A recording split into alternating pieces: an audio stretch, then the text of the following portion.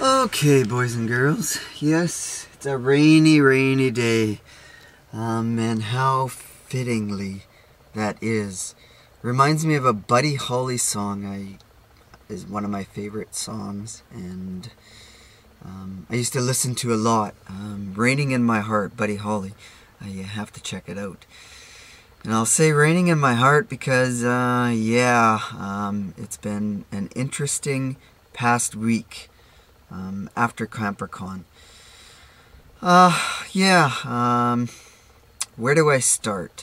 Maybe I'm going to start by saying I think I'm going to do a couple videos, maybe 2-3 videos on dating and living in a van. What it's like, my opinion, the challenges, and whatever else.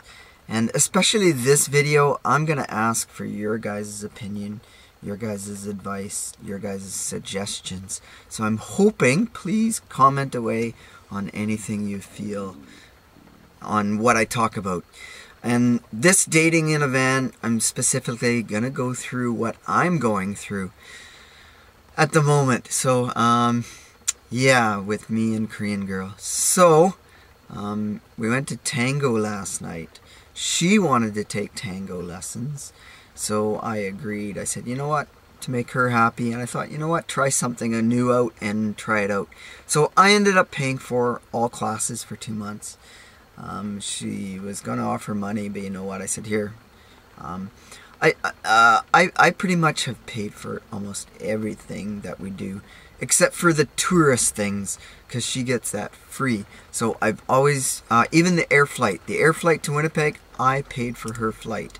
But I told her she pays for the hotel, because the hotel she gets $40 a night.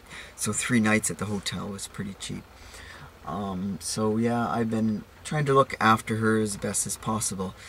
And it's kind of a funny thing because all through her relationship, a couple times she had said, she hinted at, you can support me after 3-4 years. You can take care of me and look after me. And that is part of the push, I think, of me getting a good job. So, because she says, how can you support me on the money you make? You need a good job. So that's why I'm hesitant to continue. I don't know. So if I flip on and off camera, that's because I'm waiting for my coffee to percolate. I'm just waking up. Happy Monday. Or not. And so I'll be monitoring. But anyways, okay, focus. Chuck. So anyways, the night before tango, she says, I can stay with you tonight. This is, let's go back. After CamperCon, she was not happy with the lifestyles, the way people are living. She's like, how do people live like this? How can they do it? How can they tolerate? Wow, she was in total shock. So she's been quiet all week because I told her coffee's ready. And yeah, it's whistling. So I told her that, I'm gonna live in this van. I'm not part-timing it. She thought I was part-timing it. I never said anything. I guess I led her on to that way. It's my own fault. And I said, I plan on staying in this for however long. Even though we have discussed moving in together. So now she's pushing a lot moving in together. She even sent me a picture of a 1-bed apartment. I think it was like $1,050. And I told her, I can't afford that on what I'm making right now. I said, you know what? Why don't we wait until your children turn 18 and see what happens? Then maybe we can combine something. Or I'm not sure. But we'll see. I'm just not ready to buy my own apartment, or to rent my own apartment. So, she's not too thrilled that I want to stay in the van now. So she stayed Saturday night with me here before tango class, and she says, that's it. I'm not staying in this van again. I can't tolerate living this way with you, so we can just date and that, whatever. So, boys and girls, I don't know what to do. So, I don't know whether to believe her 100% because she admits she changes her mind a lot. So I'll give her some time. So yeah, one of the other things that she had mentioned and I didn't realize, I was trying to figure out how she can afford a $600,000 condo and pay for it on a baking wage. It's not high. I know what her wage is. It's reasonable, but it's not a high wage. And there's no way she can afford a $600,000 place on her wage. So I was very curious. Maybe she had some money before from a different house sale or from the house sale of their marriage maybe 8 years ago. And I know she's got a good chunk of money saved up. I think around 60,000, maybe a lot more. I'm not sure. I never asked. It's not my business. I just thought I seen her flipping through bank card and I thought the statement said 60,000. Maybe it's family money. It's not my business, but it's just saying that, you know, I'm curious about this support thing and where that's coming from, supporting her. And to afford her condo, I realized that she is getting, she says, oh, up until her son stays at her place in January, her boy is getting $1,000 a month child support payments, so she has money. I'm like, holy shit, $1,000 a month is a lot for the one child. I don't know how much she was getting for her daughter when her daughter was of child support age. So that would make more sense of how she can afford it if she's getting $1,000 for one child. I'm shocked and blown away.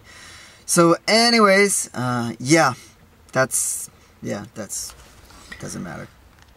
It doesn't matter because, you know what, that's really not my business. It's mute point. So that's the other thing she had mentioned too. Sorry, I'm jumping around. She says she wants to work less. She says maybe next year or the year after, she only wants to work 3 days a week or so. And then maybe to live with me, and then she could work less. So that's another concern. Maybe she's just looking for an easier life. I don't know. Yeah, where else do we go with this video? One of the other concerns I had, very strange, but she will let friends at her place. She will have them over for dinner or to visit and that. But in the 4 months we've been dating, she's had me over once for dinner and only 3 times. She never invites me in, never.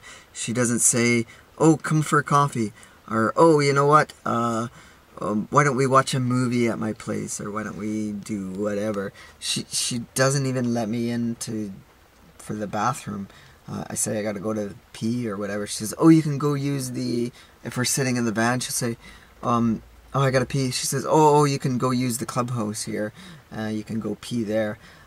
Just some very strange, I don't know, not comfortable having me in there. I don't know what's going on with that. Like the one morning, I was waiting for her. I told her, I'll come to pick you up. I'll arrive at 8 and I'll wait for you. So I waited. I was outside here till 10 o'clock. And she's at 10 o'clock in the morning, and I finally said, you know what?